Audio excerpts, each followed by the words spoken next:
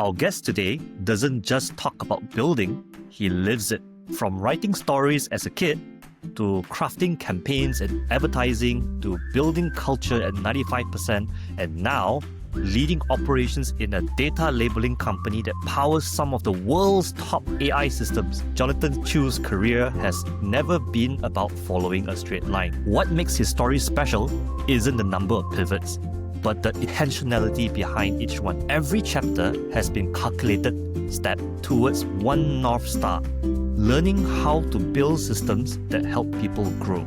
In this episode, we talk about the difference between chasing skills and solving problems, how clarity often comes after the leap, and why you're never truly starting from scratch, because your experiences, values, and the people you've met along the way are all part of your foundation. This is a story about curiosity, service, and the courage to keep building one layer at a time. Let's get into it. John, so glad to have you. Thanks for having me. Hi, John. All right. Okay, so let's start with your current role. You lead operations in a data labeling company that serves global AI clients. It sounds very, very fancy like in my head. To be honest, I struggle to brain it also. So I hope for I think the audience are smarter than me, but for those who may not be unfamiliar, what does that exactly mean? Awesome. Thanks for that question. So data labeling is the foundation of all things AI as well as machine learning. To put it really simply, before artificial intelligence can be intelligent, first it needs to learn. But what does it learn? And that's where data labeling comes in. We essentially give meaning to the raw data in a manner that machine learning can actually learn, which would then subsequently make it intelligent. So for example, if you have sat in a Tesla before, you will notice that the dashboard actually is able to pick up humans, cones, other vehicles. Like, how did that happen? Right? The process of data labeling painstakingly labels, this is a car, this is a human, this is a cone, this is an obstacle. That is the process of data labeling. And once it's all completed on our site, it's passed on to a machine learning engineer who would then code. A classic example is if you're able to detect, let's say, a red light at a certain height, please engage the brake because, chances are it would be the red light. It's so fascinating because as a user of AI, a lot of us we click the button and it just gives us the results. We never really have the appreciation of what goes on behind the curtains. So it's almost like there's a lot of elves trying to put all the things together to make the magic happen in front of you. Yep, that's what it feels like in my job. But we work with 80,000 people across Asia and Africa, and all this very special people who are very close to my heart. Like you said, the elves, right? They are the ones who, work day in, day out to power the different AI technology, or more like the data labeling component that powers the AI technology. Sounds like Christmas whole year round. You Yes, see Santa Claus. Yes. Okay. Tell me what excites you most about this current job. I think AI is in itself right now, you're in this current situation where it's the talk of the town. Is very exciting. But I would like to hear from you. Is it really about the technology itself or perhaps the people about it? What was it that drew you to this line of work? That's a great question. There are quite a few things that have drawn me towards this line of work. First and foremost, it's the people. When I was considering taking on this job, I asked myself, what made this job special? Because in all honesty, in my role, I'm the head of delivery, which means that I oversee the entire non-tech team. This constitutes of the project managers, the community managers, the operations team, the analytics team, even the talent acquisition team as well. And more importantly, as I took a step back in the process of the interview, I told myself, John, what's so special about this job, right? Why must it be the job for you right now? Because in all honesty, someone else could take the job. Someone else could easily be the person to oversee the entire 4 departments that you do. And one core component, the people, specifically the annotators, caught my attention. The annotators, like I shared just now, there are about 80,000 of them across Asia and Africa. They come from rural areas. They typically are your B40s or the lower end of the M40s as well. They may not necessarily have the luxury to earn big bucks to own a car. They sometimes will need to travel even to like the nearest cyber cafe just so that they can get access to a computer to work and to earn. They do not have the latest iPhones or the latest Samsung. They save up to even put food on the table. They save up to give their children education. And for me, upon understanding this was the kind of people who were the backbone of AI, it gave me a challenge that I wanted to be part of, because I told myself if I could figure out a way in helping them to be part of how AI is evolving, if I can help train them to be better at their job, they would be able to earn more. And if they could earn more, it means more money on the table, their children getting education. And what I also learned is that about 30% of the group are single children living with their parents, and their parents typically rely on their children to pay for their medical needs, right? So putting all this together, it is the social element that drew me to this job and has kept me here till this day. But the technology itself also is quite exciting, right? In 2023, when we saw the world took a spin, and because of the introduction of ChatGPT, I was mesmerized about how far AI has come. And today we have AI agents being created left, right, and center. We have people vibe coding. Last weekend, 3 of us were vibe coding, creating apps on ourselves.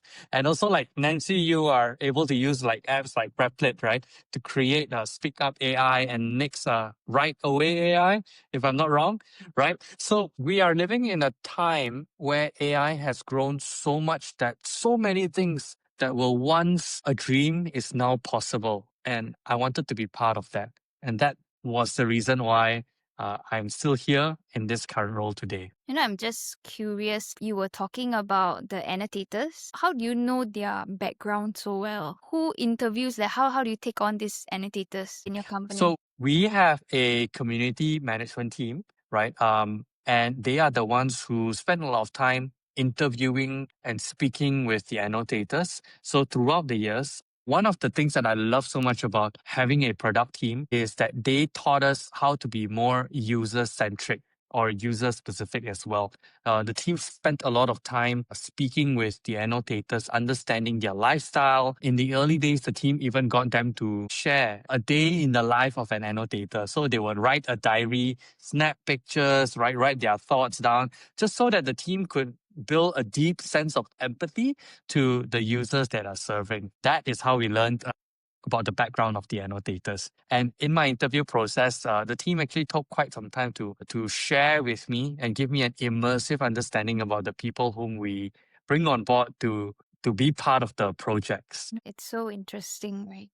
You all show so much care towards your annotators. Yeah, I gotta say, it's a very, to me, hearing this for the first time, it's a very counterintuitive but very, very refreshing take, right? In the world of AI, people talk about, oh yeah, technology, the hardware, but the first thing you went to is the people and also the stories around the people. And I'm just amazed that you went there first. And maybe you can maybe tell us a little bit more and tell the audience a little bit more what drives you at the heart of all this, right? Why was it your first instinct to go to these people, and why was it the stories so important? One thing about planning your own career, right, is also understanding what you're good at and what you're not good at. And I was very clear that I'm not a tech person in the sense where I do not know how to code, I've not been a product manager before. So it would be foolish of me to enter into an industry, a tech industry, thinking that, I know it all. But what I knew was people. Like I spent the first 9 years working in my previous company, 95%. And throughout that 9 years, I had the privilege of working with people from many walks of life, learning about the psychology behind human motivation, learning about what it takes to lead an organization or even a team through change, learning about the ingredients that's required and the leadership that's required to build great high performing teams. I knew about that. And that was a thing that I took as I stepped into this role. The other thing I was also very cognizant about was the value that I brought to the table. During my MBA days, it was such an educational period for me because of the pandemic. The pandemic presented unprecedented challenges that challenged me to grow as a person, grow as a leader. And fresh from that experience, I took that and came into this role. And I remember the CEO told me that if I were to be part of this team, my mandate would be firstly to bring together a few teams, essentially the teams that I would be leading, bring them together, strengthen the work process, unify them, right? Bring them together so that they would be able to move faster. And at the same time, it was also helping the annotators to bring their best A game into the work. And when I understood that was a challenge, I was like, all right, I don't need to be a tech guy to be able to make a difference here. And I personally wanted to get into tech as well. So this was the perfect match for me. That was the thought process. It's really amazing because that gave you the very thing that people will feel that they're ill-equipped to go into the tech industry or AI industry became your very advantage. Be differentiated and enter into this realm. And I realized you spoke a lot about the leadership. So is there one particular thing like bringing this and now having spent a couple of years with your company, and what is the one thing you probably learned about leadership or people throughout running operations in such a fast changing AI environment? When it comes to leadership, the biggest thing that has stayed with me today is as a leader of the team, it is important that I am able to see a few steps ahead. I may not need to be able to see it till the very end, but I need to be able to see a few steps ahead. And having seen that, it is absolutely critical that I communicate it as many times and in as many ways as possible to my team. Just keep sharing that. And hopefully one of it will stick. It's like throwing pasta on the wall, hopefully one of that will stick. And then the joy of it is when one of the team members would turn around and go, oh, no, I understand. And then one person will turn to 2 people and then to 3 people and 4 people. And the next thing you know, they were like, oh yeah, we saw that coming. So I'm pretty sure like Nancy, you would have had experience. I'm trying to tell these kids, right, that I'm teaching about what the future is going to look like. But then you keep telling. And then somehow along the way, one person finally catches that vision, right, and turn around and go, yeah, teacher, you're right all along. Yeah, definitely. Sometimes I'm so exasperated, telling them the same thing, but they don't get it. Yeah. But yeah, you were just talking about when you were hired, the mandate you were given, right? And I just recall the story that you were telling us about. You got a chance to talk to your boss about how the hiring process went. And maybe you want to share with the listeners how the process went, because I think it's really interesting and they would enjoy listening as well. Right. So I think you're pointing to the comparison between me and the other candidate, right? What's that one? So I went through a long process of interview and catching up with my CEO. I think about 1 to 2 years after I've been hired. It was just out of curiosity. I asked my CEO, so why me? And my CEO actually did share that when it came down to selecting the right candidate, there were 2 candidates. One, it was me, and there was another guy who was from a tech company, a big tech company, in fact. And the comparison was between 2 key things. That individual was great with processes. He had this approach where everyone who is part of the process just needed to follow the process. Whereas for me, I was extremely people-centric. And they were debating, do we want a guy who is very people-centric, or do we want a guy who is very process-centric? And when they looked at what's required, they eventually went with me because they felt that they needed somebody who was very people-focused to unite their team together, to bring the team together. I may not be the most process-driven person, but if the individual was people-centric enough, he or she would be able to bring people along and give that sense of like unity, and togetherness with amongst the team. Sorry, I John. just think that's an amazing story. And I just wanted to ask if you were to summarize that lesson to inspire our listeners, what would be the lesson or key takeaway that you draw from this experience? I would say lean into your strengths. I lean into mine. And I was very clear that I'm not going to be the most process driven person. I knew it, I understood it as well. When you are able to lean fully into your strengths, it makes selection so much easier, whether it's a yes or a no. And it enables you to guide yourself as you move forward as well. And yeah, I would say never be shy about your strengths. Nice. I love it. It also makes me feel that it's not about I'm not good enough for the role, but rather, it's not a fit, right? I think that's a very important thing because when I was going through the process, I learned more about myself. And I also started developing a deeper sense of understanding about what it means to be part of an interview process, right?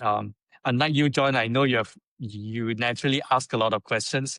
For me, I do ask questions as well. But when I first started interviewing, it was so easy to fall into the trap like, oh, I just need to present myself and say the right things. But I realized that that's not helping me understand the nature of the company as well. And as it went along, it shifted into two things. The first one is understanding the company. It is as much as they are interviewing me, I am interviewing them as well. And I needed to make sure that there is a match. And the second thing is understanding very deeply about where exactly I want to be from an impact point of view, from a perspective of what I'm doing with my life. I do think that our careers form such a big part of our lives, and it is absolutely critical that we choose the problem statements or the things that that energize us or that give us purpose. So, John, when you were being interviewed or when you came across this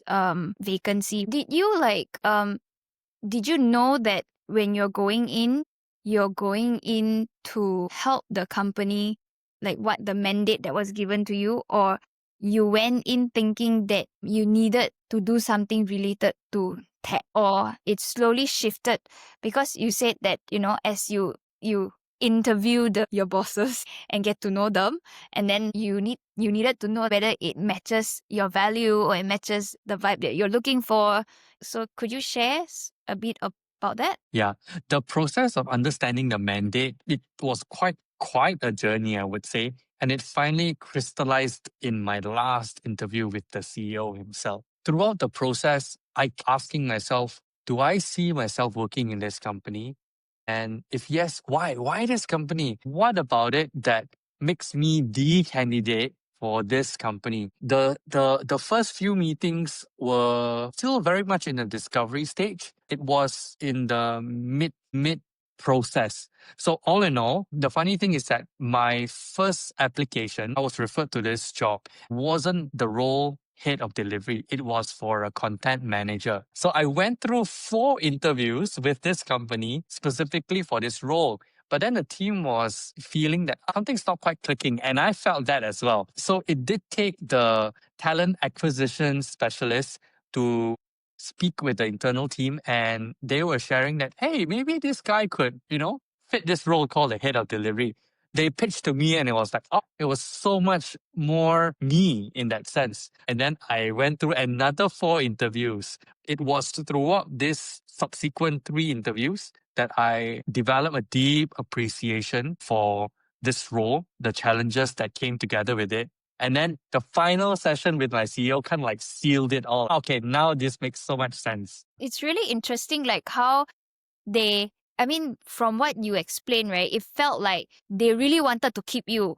So they're figuring it out, like what position that they could put you in so that you be part of the company, right? Yeah. That's so cool. I just thought it's very interesting that you even pivoted during the hiring process, Yeah, right? But there's so something funny. in there. There's something in there because you described this as a discovery and you described it as a process of finding fit. And Yeah. I think that's something in there also for the listeners because many will just approach it as a very transactional affair, right?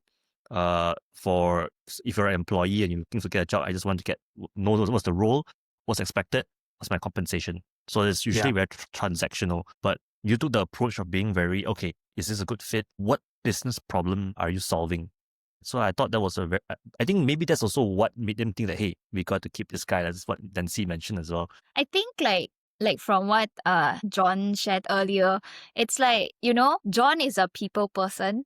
And then you have the company that's also put importance in people, in the talent. It's not just a very transactional, like you do things for me and I pay you and that's it, It's just business. But Yeah. they put a lot of importance towards their employee. So I think that's why they try to find their best to figure out what position would suit John in the company. Like it's so rare to find nowadays to have company who's so heartwarming that would like Yeah. go out the way to just find a position for you. That's right. Mm. Yeah. I think we've been now having this discussion so far, and what clearly stood out currently is that how people are really at the center stage, right, of how you bring your value to the table. And also, like, stories is also quite a big part of this component. Let's go back to where it began. How do you arrive? Maybe how did storytelling and working with people became such an integral part of your career? Right. Storytelling has been part of my life ever since I was young. When I was 5 or 6, I would spend every evening with my baby sister, and we would be by the balcony. I would have a stack of papers and I would draw and I'll tell her stories again and again, concocting different stories every day. It slowly emerged to writing storybooks. Then from one book, it became a series. And I only had one fan, which is my sister, right? Beautiful. Yeah, yeah. So cute. She was my number one fan, and even until today. And it slowly grew to writing bigger stories. So when I was 18, I together with some of my friends, we put together a musical. We co-wrote it, co-directed it, everything from A to Z. And the process of storytelling just never ended.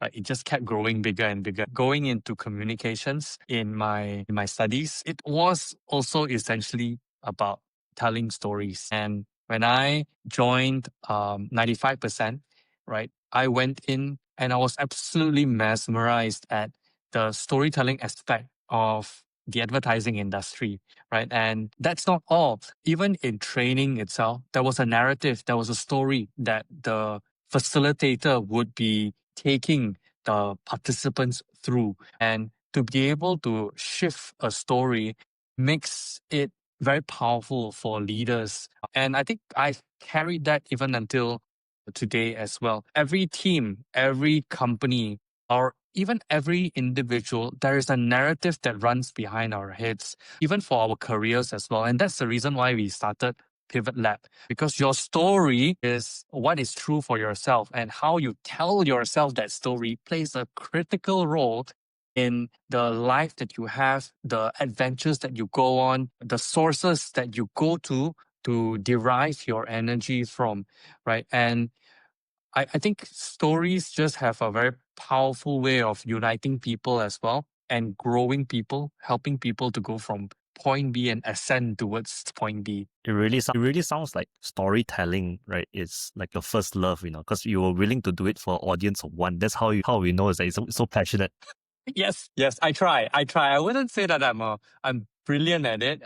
Business storytelling is very different from, telling stories to your younger sister. But I think it's also a way to connect with people, a way to Yep. open up so that, people can find the similarities and then there's things to talk, like ice-breaking session. So I Yeah. think to a certain extent, storytelling is really a skill and it's one that is important. It's not just for kids, it's also for adults. Like, who doesn't like stories? Yes, true. I remember you even saying that, to me, that your stories, right, through a form of a blog, right, landed you a job as well. Will you walk us through that? Yeah. So this is specifically for 95%. I went to a workshop. It is a one-day workshop where I got to brainstorm or tackle a problem statement together with some creative directors. And I remember vividly sitting across this executive creative director. He is award-winning. His name is Jeff. And just mesmerized the way he thought about it. And I took home quite a number of lessons. And back in the days where blogging was the cool thing, right? I too decided to sit after the entire event, sit down to pen my thoughts down. And somehow the marketing executive of 95% stumbled upon it, and through that invited me to come over to the company. And that was when I met Janet, and she was like, oh, this guy wrote about it, and he was able to pin down the lessons that he learned. And for that reason, we are very interested to speak with him. And the next thing I knew, I got a job. Nice. Okay, and you stayed nearly 9 years at 95%, Yes. right? And many people who have probably not stayed as long, there must be something that kept you there. Yeah. If you were to speak to Janet, she would always bring up this joke that every 6 months I was thinking about leaving. And it's true. Every 6 months I'm just like itching for the next challenge, I just like want to do something different. What's the next game? I was just really, really hungry and not satisfied with the rate of growth for myself. And I stayed because I saw that and there were a few things that happened. The first, let me share with you 3 things that happened. The first one was,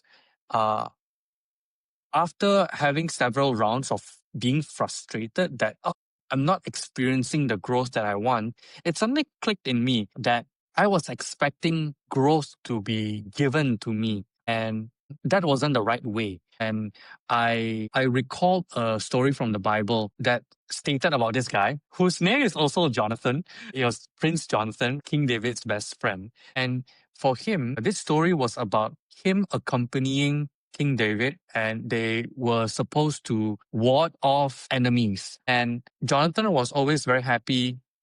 Despite being a prince, he was very happy being the support. And he told his best friend that you fight the enemy head on. I will watch your back. And just go. Do not need to look back. I will make sure nobody touches you. And that was so inspiring to me. And I asked myself, can I do that for my CEO back then, right? Because I kept asking my CEO for the growth that I so deeply wanted. It's not that my CEO didn't want, but it's that I couldn't see all the opportunities in front of me. And when I switched this mindset and told my CEO, I actually invited her out for a meal. I shared this story with her, and I told her that I would like to be your armor bearer. Armor bearer was the role that in this story, the character Jonathan, he was the armor bearer for the king. And he said that, I will watch your back. And I told Janet the same thing. I will watch your back, right? You go all out to do whatever you need to. I will be that person to watch your back. And when I said that out loud, the dynamics between us shifted. It took a 180 shift. And then suddenly she had courage that she previously didn't have. And I had clarity that I previously didn't have as well. So that was the first thing that shifted for me. And then the second thing, because of this shift, I started doing things very differently. I started acting as though this company was mine, even though it wasn't. I started making calls that I felt was important. And of course, always ran it by Janet. And that opened up many chapters for me, right? And the last thing that kept me going wasn't so much about the titles, but it was the doubling of opportunities, right? When we pivoted the business in 2015, I remember the first meeting we had, and this prospect was just flabbergasted at the fact that we pivoted the business. And she said that you have no track record and I've no reason why I should work with you. And that was like, it was quite painful at that time. But, nevertheless, we kept pushing forward. 1 year in, first 360,000 contract came by, right? And the company has never seen a contract that size. It's usually 10% of that, 30,000 maximum. So to go from the usual 30,000 to 360,000, that was like, wow. And then the subsequent year was 620. And then the subsequent year was 1.2 million. So just, having that opportunity to double the contract year after year was a sort of adrenaline that just kept me going. Then winning awards, not just from Malaysia, but regional awards, just gave me that certainty or the clarity that we're doing good work. Yeah, and that kept me for 9 years. That is a lot. I felt that when you say that, you took that decision, I think that's a big step in terms of act of service. And I don't think I've met people who would have done that, because a lot of people normally would have said, show me the pathway, show me what's the growth path, what's the opportunities for me, then I'll commit, right? But Yeah. you have took that big leap of faith, and without asking about what's there in it for you, you just said that I am going to be in an act of service, be this supportive role for you. And I think that's something that it's not easy for you to make. How did you arrive at that decision? And of course, what was the battle internally? Because I sense that you have to make this call before you arrive at making this big call. There's this sense of battle internally about the growth that you want. Do you have a clarity, any idea about what you want to pursue about this, and versus like the thing that's making you go and stay every 6 months, that kind of thing? What's the dynamic like internally? Right. I remember that I was consumed by the frustration. This sort of frustration was something that felt like it could not be quenched, right? And honestly, right now, looking back to a certain extent, if I were telling my younger self, I'll be like, smack my own head, I go, excuse me, don't be so, spoiled, right? Expecting people to give you the growth that you think others should give you. There's that Very sense entitled, of, right? yeah, I Very know. I was entitled. just heading towards that word, right? Like, man, how entitled could you be? And that frustration stayed with me for some time, and I was going nowhere. I have always liked to be the master of my own ship, to guide myself, to be the one in control. And when I felt that I was going nowhere, just going in circles, expecting others to give me something that I deeply wanted, it came to a point where it just wasn't logical, right? It just hit me that this is not logical at all.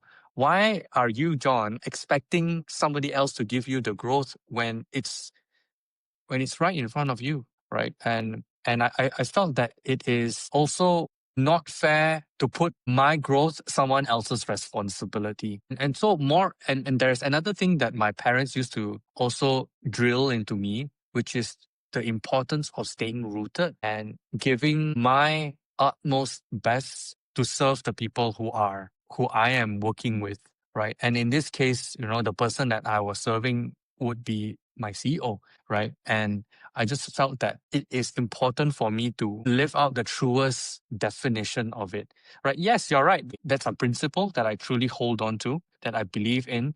And I didn't want to just be somebody drawing salary, because that wouldn't sit well with my integrity. I wanted to create value.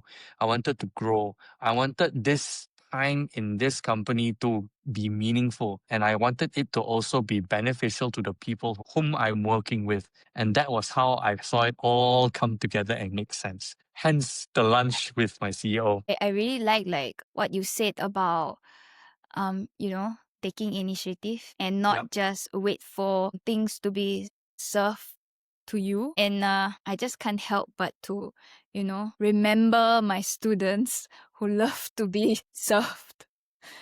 So yeah, maybe you can advise them with what you experienced and the revelation that you got, which really switched, right? I would be so happy to do that. You can do it now. You can do it now. Just say it to them who's listening and who need that knock on the head. Well, if I were to say one thing to the next generation, it is now is such an exciting time. The world is evolving in a way where we could not even imagine like 10, 20 years ago. So this generation has way more opportunities than what the three of us had previously. So to the young person who is listening to this, I would say, go all out. Don't wait for opportunities to come to you, but go out, put yourself out there, take charge of your own life, because life happens to those who are pursuing better things. It doesn't just magically appear. You've got to go out, knock on doors, speak to people, and that is how doors open. That is how opportunities come, right? And especially for the young person who is all wide-eyed and full of potential, I know people will give opportunities, people will open doors, because it is in all of us to want to see the next generation succeed. But it only happens when you knock on the door, when you put yourself out there. Even for me, if I look back, one of the things, if I had a chance to change, it would be during my college days to put myself out there more, to take on projects, right? To do different things, because that time is such a like a golden point in your life where you can make no mistakes, right? And even if you do, people will be more than happy to overlook it, counsel or guide you, and forgive you. Whereas when you are at our age right now, right, it's not as easy. Yeah. That's true. So good. So good. Thank you. Yeah, it really struck me that serving people, it's a very strong theme here. Was it something that you were inspired by at a very young age, or was it something that your parents kind of imparted upon you? What were you able to like kind of pinpoint where this came about? My parents did have a life of servitude. It may be through observing them, but what I learned through my journey is that when I try to draw attention to myself, more often than not, I would stumble and fall. But when I make it about other people, that's when my talent shines through. Right. One of the easiest moment was when I was playing keys, playing the keyboard. And I remember there was this point where I was playing to show off versus playing for it to be good for others. And I realized when I was playing to show off because it was all about me, right? It just didn't sound good, in all honesty. It was bad. It was so bad, right? It was so bad that people didn't even know how to give feedback, but you can feel that the energy in the air. But then when I was just playing keys to create the right atmosphere for others, I got feedback that it was good, it was just nice. Some say that it was melodious, some say it was worshipful. So yeah, this is one of the many of the few moments that just stayed with me, that when I try to do things for myself, it just doesn't quite work. But when I do it for others, then suddenly it has impact. Yeah. So I think that kind of experience just like stayed with me, and it accumulated throughout the years. Nice. Yeah, thank you for sharing that. I think people don't immediately see it, but it's like when you put you put the needs of others first and you serve people in a roundabout way, it's like it comes back to you. Whether it's like you learn faster, you get the feedback, and you grow, and it actually things get taken care of, right? Yeah. Exactly. Yeah. I think we see that in John. We've been friends for so long and you've been colleagues, the two Johns. I don't know, for me, I've always seen you serving. You're never always about yourself. You always take care of your friends. It's not just one particular person, but I think like it cuts across like all your friends. And even with your work, you see like how when earlier on, how you straight away, talk about how you can bring impact or serve the annotators. Like you're just talking about how to help people have a better life, right? Yeah. I guess this is something that this world need more. A lot of times we all find that people talking about what's in for me, what can I benefit from it, And I think you come from a very rare point of view. I wouldn't say none at all, but definitely not as many as we would hope for. Because if we have more people like that, then I think this world would be a better place and a nicer place to live in, right? Where we look out for each other and you watch Janet's back and everybody's just watching out for each other. It would be so nice. So I think the company really did a good job in hiring you, right? In giving you that mandate. I mean, your CEO is so sharp to pinpoint what you're good at and giving you that role. Yeah. And just seeing how if he were to hire a tech person rather than you, then it's going to be another tech person in the company. And not much changes is going to be seen, right? There's not much transformation, but the value that you've added to the company, it's really about getting people together to work more coherently and to have that teamwork. And like what people say, teamwork makes the dream work, right? And So I guess that's the difference that, a lot of times we talk about skills that we need. Yeah. And now that you have people skill that maybe some people wish to have, but it's not something that's easily honed or easily learned to be able to get people together to listen. Yeah. So I think you're doing a good job, John. Thank you so much. Thank you. Hey, now I want to put on the devil's advocate's hat. So, Hey, let's go. right, we talked about, wow, very nice, you serve people. So I want to play devil's advocate right now, and like ask you, right, have you ever felt shortchanged for choosing this path, right? Like you serve people, then over like maybe prestige. How do you ever deal with those? Ever feel like that now? And if so, how do you deal with that? Yes, there were many times where I have wondered what would life be if I was a little bit more calculative about what was given to me, right? A number of my colleagues or ex-colleagues have said, "Oh, you're too nice." But I felt that at the end of the day, it's about living a life that I can be at peace with, right? That will also make me proud, right? At the end of the day, the person who is left with me is me. And I would really like to be able to tell myself that I have given my absolute best based on the principles that I truly believe in. And everything has its pros and cons. I have also learned that the high pay, for example, that some people get, it came with a price, right? And am I willing to pay the same prices that they have paid?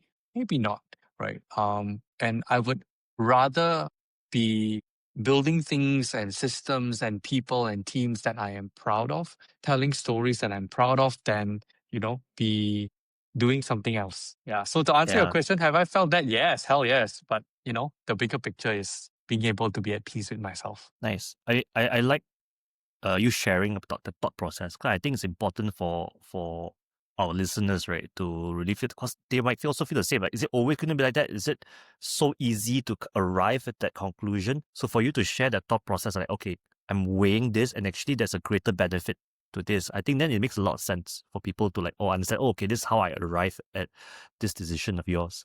I noticed that like building is one of the words that is often used all the time, right? And Nancy, you mentioned that I know John for quite a while, and I do. And there's one thing that I know about him is that he doesn't do things thoughtlessly.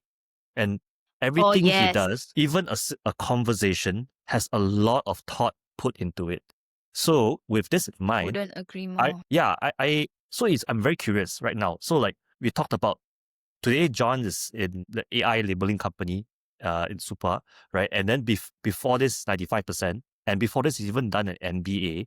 And to me, to an initiated observer, might sound like a very random move, lah. But I know John, he's not like that. Unless if he's not comfortable sharing his, like, I don't know, plan for world domination. I'm not too sure.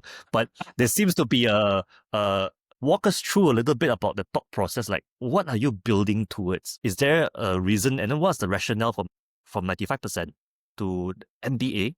Then after that, from MBA to Super, what were the steps along the way, and what are you building towards in terms of the grand plan? Right. So 95% gave me the exposure to what it is to build a startup, see through its pivot and scale it. I was very much in the forefront, specifically in sales. Pivoting into 95% gave me the perspective of what it felt like to scale the sales perspective of the business. And you and I know a company does not just consist of sales. So I left 95% because I felt that I needed to learn more and I needed to go out there to see what's there. And that was the reason why I chose to take on the MBA. The MBA opened up my worldview to way more things that I never knew was possible. And that was when tech came to my horizon. However, I deeply knew that I was not an expert when it came to understanding how operations work, especially for a company that's scaling. So 95% had about at its peak, I think we had about I think 12 to 15 core team members, but about 30 over people who were um, 30 over people who were contract or freelancers.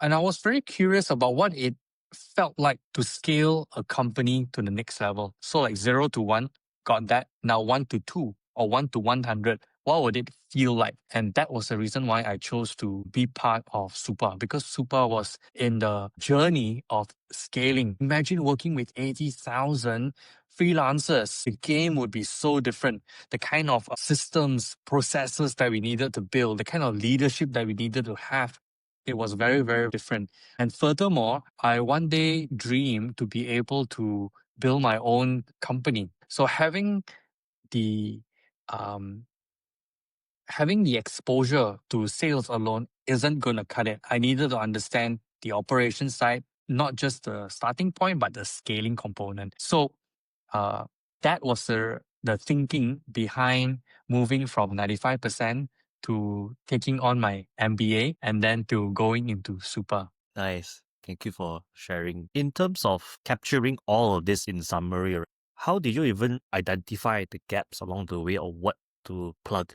Because if I was in your shoes, right, honestly, I don't know what I don't know. So how do I get the next step that is to solve? Were there resources or like feedbacks that tell you that you had certain gaps that you wanted to go and address? Not so much, but the MBA played that role. Right? The MBA exposed me to different parts of running a business, and we read through different like case studies. And in all honesty, right now I don't remember the majority of them. But what I knew, was that I lacked the depth when it came to running a company of today, right? And specifically when I'm scaling. One of the frameworks I remember really well is that you have the nail it, scale it, sail it framework. An individual, or rather a company goes through 3 phases. When you're nailing it, meaning you're trying to get it right, you're still a startup, to like scaling it once you have found your solution and you're just scaling that solution. And then finally you're sailing, right? Your large companies like Microsoft, Apple, they're all sailing, right? It's smooth sailing for them too, in other words, right? And what it takes to succeed in the nailing stage is different from scaling, similarly for sailing. And I saw myself that I am not made for the sailing department. I'm scrappy in nature, right? I'm straightforward in nature as well, right? And I just like to do execution, building, right? So I would fit really well in the startup and the scaling environment. That is how I realized, sure, I have seen how 95% has nailed it and somewhat scaled it, but not to its fullest potential when I left, right? So, and furthermore, I was very curious about the tech industry. So putting all this together, somehow life has a miraculous way of bringing me towards to Super, and that's where I found myself. You've mentioned that you want to build a company of your own. You have an Yeah. idea of what that looks like, since you have the idea of like since you have an idea of the discipline and the depth of skills that's required to build it. How about the thing itself? Do you have some ideas about what that company looks like? Well, the dream is one day to be able to enable people to pivot their careers across any function, industry, and geography. So, for example, for you, John, right now you're in Makeover Guys in the renovation industry. And if, who knows, one day, miraculously, you want to pivot into, I don't know, like sheep herding in the middle of like, I don't know, the Nordic countries, right? You know what? With technology, it's all possible. My point here is, Life is it, Josh? You and your homo life. I just want to enable people to design the lives that they want using technology. And I feel that the world today is so exciting because so many things are way more possible than what it was even like 5 years ago. And yeah, that's what I'm currently building towards. And I think that the current approach of giving career coaching to people, it is one-to-one, but not one-to-many. And I would like to be able to use technology to enable one-to-many or even many-to-many, like peer guidance, right? Using the community effect Because we are all in this world, right? And the opportunities are boundless. So why tie it down to just one person giving advice? Yeah, that's fantastic. I think, and that brings me to PivotLab, right? Because you talked about Yep. the power of communities, and that's why we are doing content. Share a little bit more about how you envision like equipping people. I remember in the conversation we had previously, it's about talking about. I really enjoy how you put it into like distinct stacks of skills, right? And then what part you're trying to build to help people, enable them to achieve the life they want. Right. I think that the professional for the future needs 3 stacks: the tech stack, the skill stack, as well as the experience stack. The tech stack is the list of tools that you're a master at using. And we obviously need to go beyond Microsoft Word, Google Sheets, as well as ChatGPT. Yeah, it's like, come on, right? The world has changed. So you need to have a stack of tools that you're great at. And it is the unique set or unique stack of tools that you have mastered so well. And then you have the skill stack.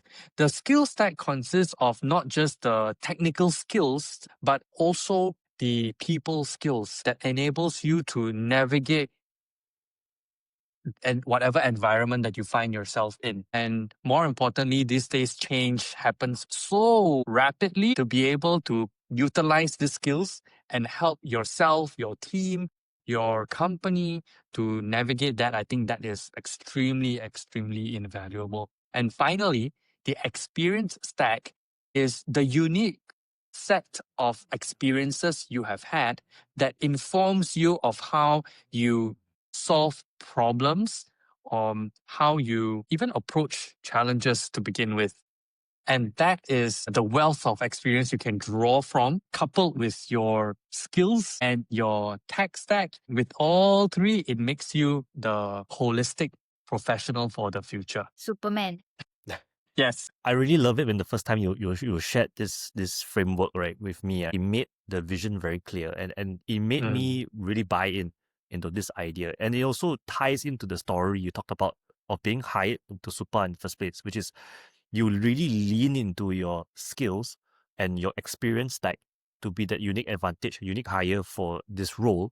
But at the same time, you were very open to say, okay, I need to develop a new set of skills, which is the tech part, to be relevant in this industry. And I think this is also the path you're playing right now at PivotLab. So I really enjoy that. Yep. Thank you for sharing that. Yeah. Okay. So right now, before you wrap up, we're going to go into a lightning round. So for all our listeners who are probably tuning in for the first time, lightning round will consist of a couple of questions I'm going to ask. And I'm going to ask Jonathan Chu to quickly just give me a short answer. Some of it could be a one-word answer. Rapid So fire. let's Yep. go. Rapid fire round. Let's All go. right. So first question, what is a book, a podcast, or a quote that's maybe shaping how you're thinking right now? I would go with podcasts. My favorite podcast right now is Lenny Richitsky's podcast. He is my guru when it comes to the tech scene. I find myself learning a lot from whatever content he's putting on his podcast. What's a failure or maybe a setback, if any, you see it that way, that you're maybe grateful for? One of the biggest, I do see it as a failure, but in a very good way because it was very educational for me. During my MBA time, I am not particularly proud of how I managed the challenges that came along with it in the capacity of a class lead. I remember during the pandemic, a lot of people felt that they were shortchanged because of the limitations that came along with the pandemic. One of which was we were supposed to be able to go to MIT fully funded for a month. But because the whole world is shut down, quite a number of people felt that they were not able to get the best value that they originally hoped for. And I had high expectations of myself about how I would be able to galvanize the team and negotiate with the top management for the best opportunities. Having said that, it became one of the best lessons for me, particularly when it comes to change management. I remember when Malaysia went into lockdown and we were new in our accommodation. We were the first tenants that went in. And when we went into the lockdown, I remember the COO pulling us aside and shared that it is important that we came up with a business continuity plan. And I witnessed firsthand my CEO praying in her previous life as a McKinsey consultant and how she just broke down the entire situation into like 21 pillars that we needed to pin down. And I just learned from her. Had I not say yes to this opportunity, despite how I felt about my performance, it would not have opened up the opportunity for me to learn directly from my COO. And that actually made me effective in my current role as I united the team together through the changes that we were going through. Furthermore, in the AI industry that, evolves every 3 to 6 months. So if I didn't, go through that, I wouldn't have been effective right now. Wow. Yeah, that's amazing how it turned out in the end. Yeah. Okay. What is one underrated skill for reinvention? Telling good stories. I feel like if Nice. you can tell good stories, right, you would be able to navigate a lot of circumstances. Yeah. Do you have a dream guest that you would like to have on PivotLab podcast? I would love to be able to interview Lenny himself, the mentor that I look up to. Yes. Nice. Awesome. All right. What is one word to describe your journey so far? One word to describe my journey so far. Humbling, right? I feel I am only able to come so far because of the people who have given me a chance, who have taken a chance on me. If we were to wrap this podcast with something for the listeners to take away, what was the one thing that you want to leave them with? Your life is in your hands. Your career is in your hands as well. And as the world changes, so is the opportunity for you to design the career and the life that you want. And that is actually the reason why we put together PivotLab as well. So with that, it's a wrap. Thank you so much, Jonathan Chu, for sharing all your stories, your journeys, your lessons. It's been such a wonderful inspiration for us today. Thank you, Nancy. Thank you so much for your stories. It was very nice to listen in to the different seasons and just how all come together and be who you are right now. Thank you very much, and stay tuned for the next episode. Thank you Okay. so much. Bye-bye. Bye-bye. Bye. Thanks for tuning in to the PivotLab podcast. We hope today's story gave you both inspiration and insight, something you can carry into your own next move. If you found this episode valuable, please subscribe to us on YouTube and Spotify, and follow us on Instagram and Substack for the latest episodes, content, and tools to help you design what's next. And if you know someone who could benefit from this, share the love. Most importantly, let's stay connected. We've got more stories, strategies, and blueprints coming your way. Until next time, keep going. Your next chapter is already unfolding.